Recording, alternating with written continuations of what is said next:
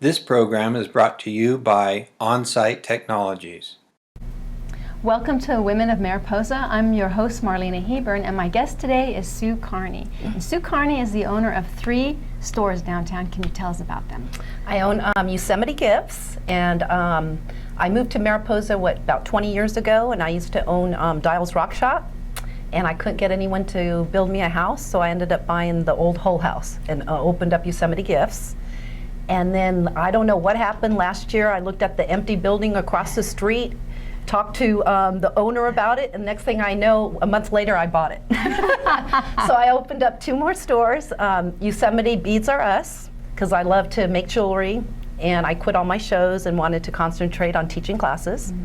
And then I opened up Yosemite Sweet Tooth, candy, snacks, and more, ice cream. One of our key items is the famous snow cone shakes. It's creamy like a snow cone, but it's icy like a snow cone and the bright colors, but it tastes like a milkshake, and it's all made with ice. That sounds really good. Yeah. So in the jewelry store, what do you do in the jewelry store? Yosemite Gifts or the Bead Store? The Bead Store. The Bead Store, we sell a lot of things to make things, not just all jewelry. We do dream catchers, basket things. We're trying to add leather work.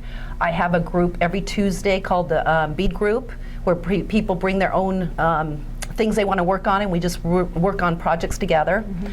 And then I teach classes on Friday nights and Saturday mornings, and I love it. Right now I'm working on a basket, and we're going to be doing a dream catcher class at the beginning of next month.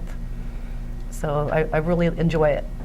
Now the basket, a bead basket, or? Actually, I bought a kit that I sell. I like to know everything I sell. I like to make sure it works and I know how to do it. Mm-hmm. And I did a basket from a kit, and it was pine needles. And I love making it. This is my 3rd basket, and I incorporated beads with the pine needle. Oh, how fun. I wish I brought it. I'm almost done. You should have brought it. It's like one of my longest projects. Usually I'm compulsive, and whatever I start, I have to finish it that day. How but big? I've been it's only about this big right now. Okay. It's going to get bigger? Everyone's telling me to close it and finish it up, but I just keep adding more beads. So 3 stores, that keeps you pretty busy. Yes, I don't know what I was thinking. I love all 3 stores. The only thing I don't like and I'm a little overwhelmed on is the paperwork. But other than that, I love it.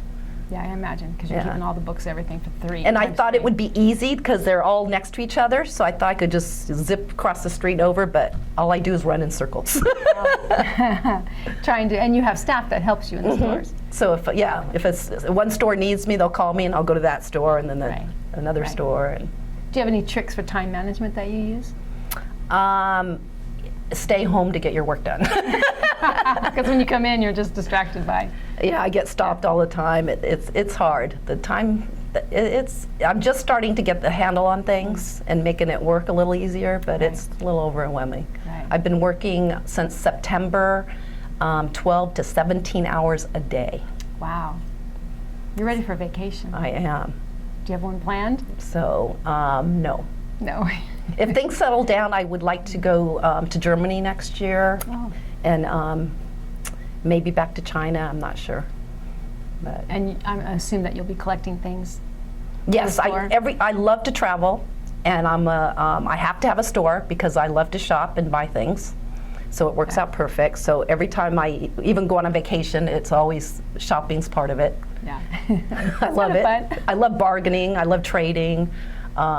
Last time we went to Cabo, I brought a bunch of jewelry that I made, and I sold it to stores and traded, and even on the beach. You know how they come up to you and try to sell you things? Right. I'd be ready for them. And they come up to me and go, "Do you want some pearls?" It was so much fun. Oh, so what are some successes that you've had? I think the key to success is to honor success and to love what you do. And I love everything I do, and I've been so blessed in my life. I've taught sign language and Braille, and I did that for probably 10 years. I got into jewelry making. I got one of my first shows I ever did, I got picked up by Princess Cruise Line, and that's how I was able to afford my store. All my money I made, I just invested back. When I do shows, I've been blessed where people come to me with fabulous stones. So I don't know why people would come to me. I don't know if you guys ever heard of the stone Larimar. It's a beautiful stone that comes from the Dominican Republic. For 7 years, this man kept trying to meet me and have me make jewelry with his stones. And he finally met me, and I don't even know him. And he made me take the stone that I didn't have money for, and he lives in the Dominican, and had me write 4 checks and just left it with me. Wow. And it was very successful. Wow. Everything I made sold right away. They just see that creative aspect in you that they just know. And just said, oh, I know you're honest, so I know it's going to work. So I gave him 4 checks. I think the bill was like $10,000, and he just left it with me. Wow. But I've been very blessed. And I've done so many things. I've coached track and field. I've, like I said, taught Braille and Sign Language. I worked at the flea market selling things. And then I started my own business. I did wholesale mostly, and I bought this store as a hobby for fun, Yosemite Gifts. So it has to stay that way. Yeah. It has to stay a hobby. I'm not sure about that, but I still love it. Do you have any role models? You had that on a question. I was really thinking about it. That's a tough one. I have so many role models. Anybody that's successful or just loves what they do, that's my role model. I mean, I can't even watch TV. You know how you watch the American Idol and all that, and they're so happy and they're doing what they love. It just makes me cry, and it just inspires me to do more of what I want to do. To see people in their success. And just be so overwhelmed with joy over it. And that's how I feel about everything I do almost. That's pretty cool. You know, just that ability to see people and appreciate them and what they have and what they're doing. Yeah, and it could be anything. You know, they could be a singer, which I'm tone deaf and I still appreciate it. Me too. A boxer. I mean, just when they love what they do, it just makes you appreciate life. So, do you like to read? I used to be terrified of reading. I was adopted, and I came over here and couldn't speak English, and I had this crazy teacher that made me sit every lunch and recess to read. So I hated reading. And I was probably 28 years old before I picked up a book, and then I couldn't put it down. I loved it.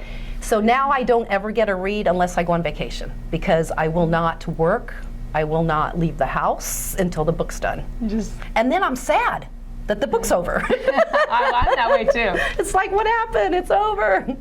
It's like you make a friend in a book, and then you have to, when you're done, it's sad when you're done. And you want the sequel to it, and sometimes there's not a sequel. And it was hard when I first started reading, and it's true, books are a lot better than the movies when you could get into it. So you've traveled a lot. Where's your favorite place? Where do you my goal is my bucket list is to travel the whole world. But it probably isn't going to happen because I get hooked on a country and I can't stop going for 5, 6, 7 years. And I was first hooked on Mexico. I went everywhere. I mean, I drove all the way to Oaxaca. It took me 3 tries. And then I got into Central America, and now I'm stuck on Asia. Okay. So I've been to China probably 8 or 9 times now. Wow. So now I want to go to a different part of Asia. I'm thinking Vietnam. Okay. But yeah, I love to travel and maybe hit Europe. I had tickets to go to Germany in 9/11 when that happened. Right. And I had to cancel my trip. They lost my tickets, and I lost all that money that I never wanted to go to Europe. So I'm ready to try again. My husband and I, we went to Europe last summer, and it was amazing. And we've been to China. China was amazing. And then next summer, I think we're going to go to Vietnam. Oh, awesome. We have family that's there. So Really? I think we're going to go visit them. I've been wanting to go to Vietnam for a while. It gives you a different perspective of the world and different people to travel a little bit and see. Well, we're so far apart, but yet we're so connected. I mean, we're all basically the same. When I first started going to Central America, I collected a lot of artwork that's like clothing with the cross stitch and different things. And then went all the way to Thailand, and they had the same artwork, the same style of making things. So I just feel like we're all just connected. Right. Wow, that's pretty neat. So, anything else you want to share with us? Any stories you have to tell us about business in town? Business in town. This town is a funny town. I love this town. I think the hardest obstacle this town is a lot of people aren't really business oriented, and they don't think about like parking in the back and leaving the parking for the front for the customers. But in whole, I think this town's awesome. It's friendly, it's quaint. The tourists love coming here. I love living here. I love driving to work every day and seeing the wild animals. I mean, I see wild turkeys and deers and skunks and foxes, and we're having a really bad raccoon problem right now, though. Oh, you are? Oh Where my you are. gosh, at our house, it's just terrible. We have two little bunny rabbits that come on what's left of our lawn, which we're not watering, but for some reason there's like a few little green pieces in it. These two little rabbits are up there morning and night trying to nibble on those little pieces. Driving home the other day, Todd, my other half, saved a rabbit. It was stuck in the fence. I think running from the dogs, jumps through the fence. It was just hanging there. So he just picked it up and put it down. And Oh, they're so cute. I'm even saving. I'm from Huntington Beach. I'm a city girl. So when everybody makes fun of me up here, when I first went to someone's yard, someone's property that had 1,000 acres, it was all mowed beautiful. I'm like, wow, you guys mowed all this? Looks so beautiful. Everyone started laughing at me. It was cows. So I'm not, I'm totally a city person, but I just love it here. And my friends from the city don't understand it. No, they don't. And I tell them about our huge tarantulas, and I'm saving praying mantis in my house, and they're like, there's something wrong with you. But I just love it. When we do water our lawn, the deer mow it. The deer keep it trimmed. We don't normally mow the lawn in the summertime. Oh, I got taught a peach tree, and every day I'm walking, and this tree's finally growing these beautiful peaches, and I'm watching it every day. And one day I came across it, and there's not one peach. I mean, nothing on it. No, not bitten pieces, just totally gone. Ran in the house. I'm yelling at Todd, "How dare you eat all those peaches and not even save me one?" And it was the deer. It was a deer. But that's the kind of city person I am to know. The deer. Well, downtown has a really great buzz right now. If you come downtown, you can just feel the vibrant nature of what's happening. There's great businesses. You guys, some of them are open at good times when people are coming in having dinner, and we have company coming tonight. We're going to go downtown and have dinner, and the bars. It's all these businesses together. I think there's a good mix. Well, for such a small town, we have so much going on. My friends will go, why do you stay there? What's there to do? But there's something every single weekend up here. There's something. And then the clean air, and people are happy, and you're relaxed. So I think it just makes a lot of good energy when people want to come here. So you have 3 stores. Yosemite Beads are as Yosemite Sweet Tooth and Yosemite Gifts. And how can people reach you? You could call me at the Yosemite Gifts, 209-966-4343, or yosemite-gifts.com. I have a website, and I also have a Facebook. And it's all under Yosemite Gifts, but it covers all 3 stores. It's too hard to do all 3. Right, you got to consolidate, I imagine. Yes. 3. It's your own company. I might have to do a Beads R Us one because of all the classes. But people are trying to find out more about it, and I might have to expand that. But on the website. Right. But I'd like to just keep it all under Yosemite Gifts. Right. Well, thank you for coming today. Thank you very much. I really appreciate it. And you can follow us on Twitter at Mariposa, at Women_Mariposa. And thanks for joining us today.